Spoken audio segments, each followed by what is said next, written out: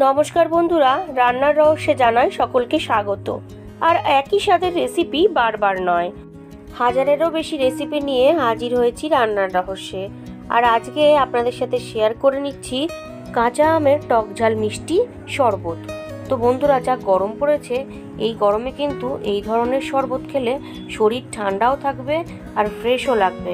তো চলুন এবার ঝটপট রেসিপিটা দেখে নেওয়া যাক।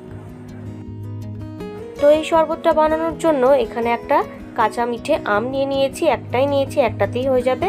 নিয়েছি কাঁচা লঙ্কা, পুদিনা পাতা, লেবু, আর একটা মশলা বানাবো তার জন্য মৌরি, গোটা জিরে, গোটা ধনে, গোলমরিচ আর শুকনো লঙ্কা নিয়েছি, আর লাগবে বিট লবণ। তো প্রথমেই আমের খোসাটাকে আমি একটা পিলারের সাহায্যে এইভাবে ছাড়িয়ে নিচ্ছি।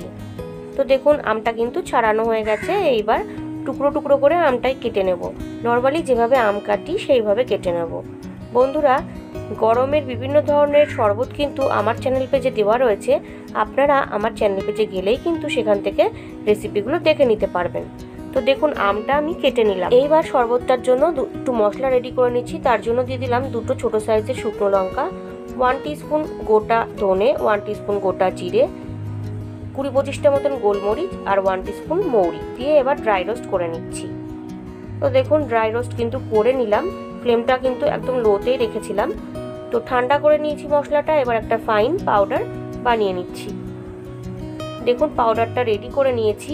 আর এটা কিন্তু যে কোনো ধরনের শরবতে আপনারা ইউজ করতে পারবেন। এইবার আমি একটা বড় মিক্সার জার নিয়ে নিয়েছি, তার মধ্যে কাঁচা আমগুলো দিয়ে দিচ্ছি এইভাবে।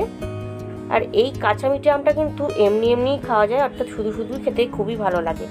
আর দিয়ে দিলাম কিছুটা পরিমাণে পুদিনা পাতা আর কয়েকটা কাঁচা লঙ্কা, আর দিয়ে দিচ্ছি ওই 4 টিস্পুনের কাছাকাছি একটু চিনি। আর বেশি চিনি দেবো না আমি এখানে। এবার দিয়ে দিচ্ছি বিট লবণ পরিমাণ অনুযায়ী। বিট লবণটা অবশ্য করেই দিতে হবে, আর নর্মাল লবণও কিন্তু দিতে হবে। আর ওই পরিমাণ অনুযায়ী নর্মাল লবণ দিয়ে দিলাম। এইবার একটা পাতিলেবু রেখেছিলাম, সেই পাতিলেবুর রসটা চিপে আমি দিয়ে দিচ্ছি। আর লাগবে জল। আমি জলটা দেখাতে ভুলে গেছিলাম, তো জলটা কিন্তু অবশ্যই দিতে হবে, আর ঠান্ডা জল দিতে হবে অল্প পরিমাণে, দিয়ে পেস্ট করে নিচ্ছি। তো দেখুন একটা স্মুথ পেস্ট রেডি করে নিয়েছি। এবার একটা কাচের বোল নিয়ে নিয়েছি, তার মধ্যে এই ধরনের স্টেনারের মধ্যে ওই শরবতটাকে ঢেলে দিলাম। ঢেলে দিয়ে এবার একটা স্প্যাচুলার সাহায্যে শরবতটাকে আমি ছেঁকে নিচ্ছি, অর্থাৎ আমের যে জিস্ট থাকবে সেগুলো এই স্টেনারের মধ্যে থেকে যাবে, আর পিওর জুসটাই কিন্তু বেরোবে।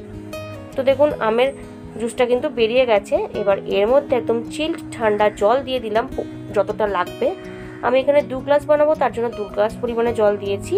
আর দিয়ে দিচ্ছি ওই 1 টিস্পুন মতন যে মশলাটা বানালাম শরবতের জন্য, সেই মশলা দিয়ে ভালো করে মিশিয়ে নিলাম। এইবার দুটো কাচের গ্লাস নিয়ে নিয়েছি, তার মধ্যে এইভাবে আমি এই শরবতটাকে ঢেলে দিচ্ছি। বন্ধুরা, গরমের এই কাঁচা আমের টক মিষ্টি ঝাল শরবতটা কেমন লাগলো আমাকে অবশ্যই কমেন্ট করে জানাবেন। আর সবশেষে ওপর থেকে একটুখানি ওই মশলা দিয়ে দিলাম আর কয়েকটা আইস কিউব। তো রেসিপিটা কেমন লাগলো আমাকে অবশ্যই কমেন্ট করে জানাবেন। তো এবার এটা সার্ভ করব। আজকের রেসিপি সামার স্পেশাল কাঁচা আমের টক ঝাল মিষ্টি শরবত আমার একদম রেডি। ভালো লাগলে বাড়িতে অবশ্যই ট্রাই করবেন ও টেস্টের আনন্দ নেবেন। তার পাশাপাশি লাইক, শেয়ার, কমেন্ট করতে ভুলবেন না। আর নতুন বন্ধুরা যারা এখনও পর্যন্ত আমার চ্যানেলটিকে সাবস্ক্রাইব করেননি, তারা আরও ভালো ও নতুনত্ব রেসিপির জন্য রান্নার রহস্যকে অবশ্যই সাবস্ক্রাইব করবেন। সবাই সুস্থ থাকবেন, সাবধানে থাকবেন। ধন্যবাদ।